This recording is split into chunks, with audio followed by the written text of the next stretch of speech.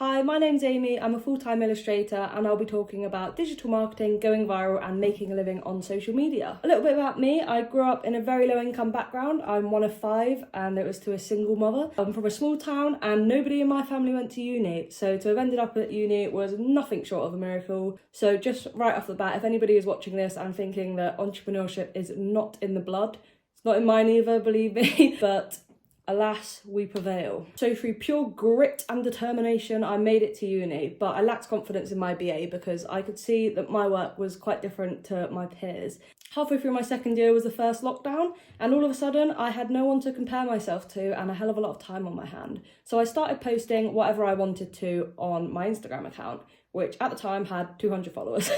So I was sharing whatever I wanted, and that came in the form of silly little webcomics, little visual narratives that I was having a lot of fun with. And people seemed to like them, which was great because I loved making them. They were super quick, super simple, and nice and relatable and fun. And they started picking up some traction. I was sharing them on Reddit and some of them were going viral on Reddit. This was the first one that went viral on Reddit. And I was realising that my content was really simplistic, it was relatable, it was so easy for people to share. It was short, simple, funny, easy to understand, and it was eyebrow raising as I call it, but absurdity would be a better term. And I'll talk more about absurdity in a minute. So I quickly learned about the power of the internet. Something could go from a silly idea to being seen by millions of people and making you money quite literally overnight. So that is not to be underestimated. And I literally did go from 200 followers to 10,000 plus followers in a matter of days. And of course that comes with people that also absolutely hated my work. So I had to get to grips with that pretty quickly. And I learned that the fact that people hate my work is a fantastic thing. I think a huge barrier to wanting to get big online is worrying that people are not going to like what you do. And I really want to stress that that is perfect. If somebody hates your work, then that means that you're stirring up some emotion in people. And it is so much better to stir up some sort of emotion than nothing at all. Stephen Bartlett, I'd recommend reading Diary of a CEO. He says you must piss people off. Triggering an emotional response that engages 20% of your audience and enrages 80% can be more valuable than an approach to which 100% are indifferent. Some people will love you, some people will hate you, some people simply won't care. You will only connect to the first two but not the third. Indifference is the least profitable outcome. If you want to conform, you'll disrupt nothing. I eat, sleep and breathe by this sort of thing. I couldn't agree more. I really think that it's fantastic to make things that people don't like. Take note of this. Don't be scared of having haters. Look to people that inspire you. Mr. Bingo and Emma Carlisle are 2 artists that really inspire me and who lived lives that I wanted to live. They had a large social media following and they were selling things online through their website. And that's what I wanted to do too. So it's a good idea to look at people who inspire you and see what they're doing, see who their audience is and see how you can learn from them. So standing out online is no easy feat. It's very difficult. There is a lot of noise online. Part of how you're going to get noticed is throwing shit at a wall. I'm a big believer in throwing off shit at a wall and some of it will stick. So you need some ideas, right? I would highly recommend the Austin Kleon Steal Like an Artist trilogy. If you've read Steal Like an Artist, read Show Your Work and keep going. I think that they're better than Steal Like an Artist, which is unpopular opinion. But I think that they're absolutely fantastic. There's some great tips in there. David Shrigley, who's an artist you may have heard of, he keeps a to-draw list, which is spoken about in those books, where any idea he has, he writes it down really quickly so it doesn't just get lost. And then when he sits down at his desk, he's got a list of ideas there waiting for him. I was doing this for months and I got loads of viral content out of the ideas that I jotted down, which if I didn't do that, I would have forgotten them.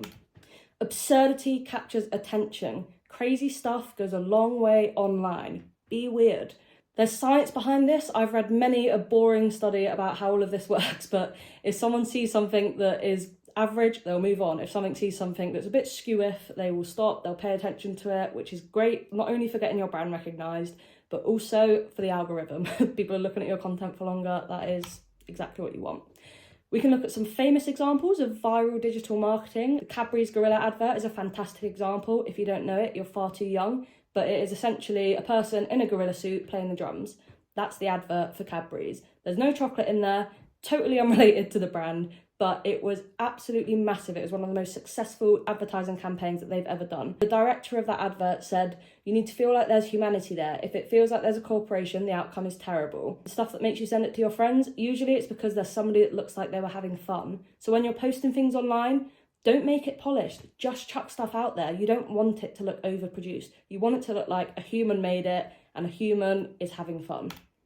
Look at your analytics. I spend far too much time looking at graphs and charts, and I absolutely love it. And now I know my audience very well because of it.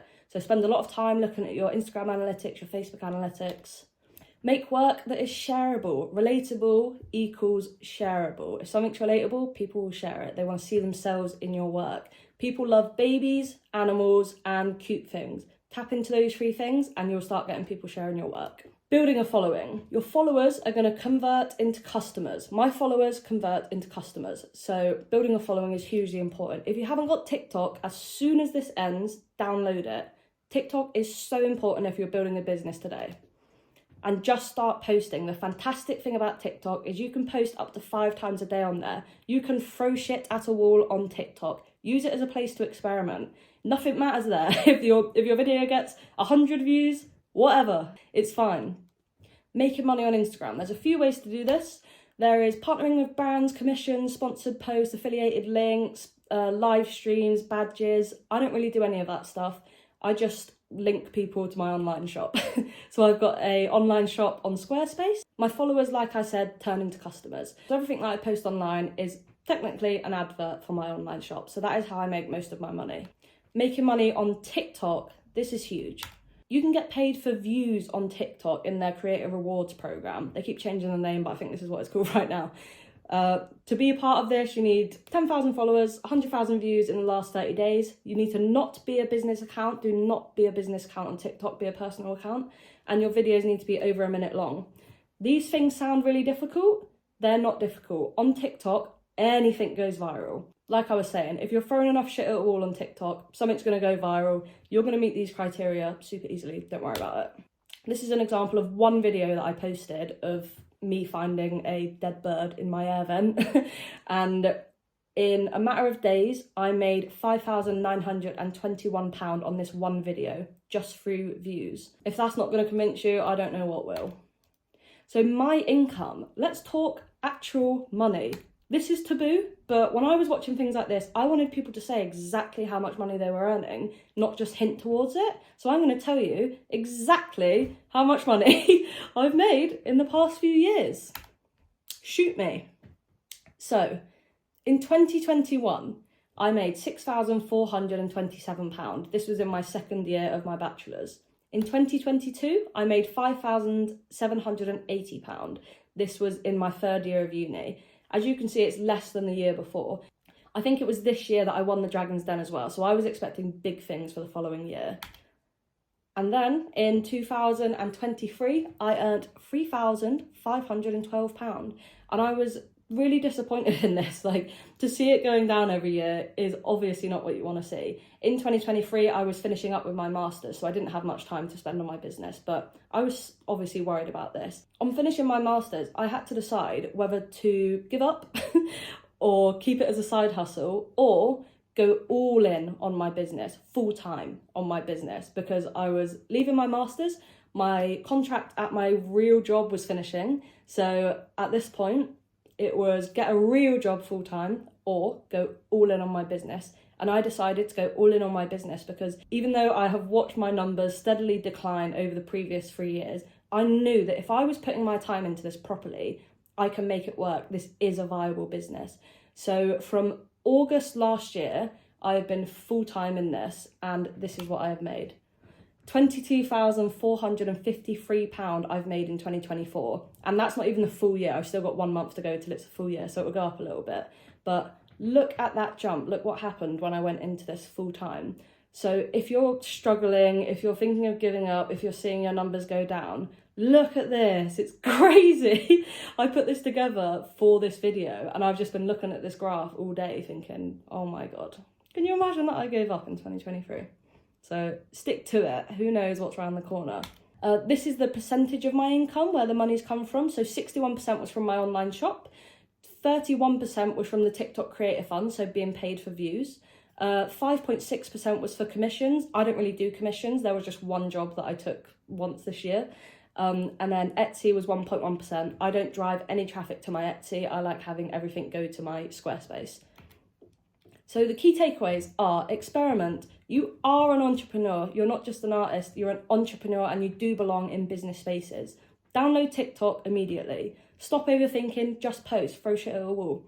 Have fun. It's so important to have fun, not only for yourself, but because people can sense that you're having fun. Don't give up and read the Austin Kleon trilogy, Steal Like an Artist, Show Your Work, and keep going. And follow Amy Illustrates, of course. Thank you for watching. I hope that was useful. Bye.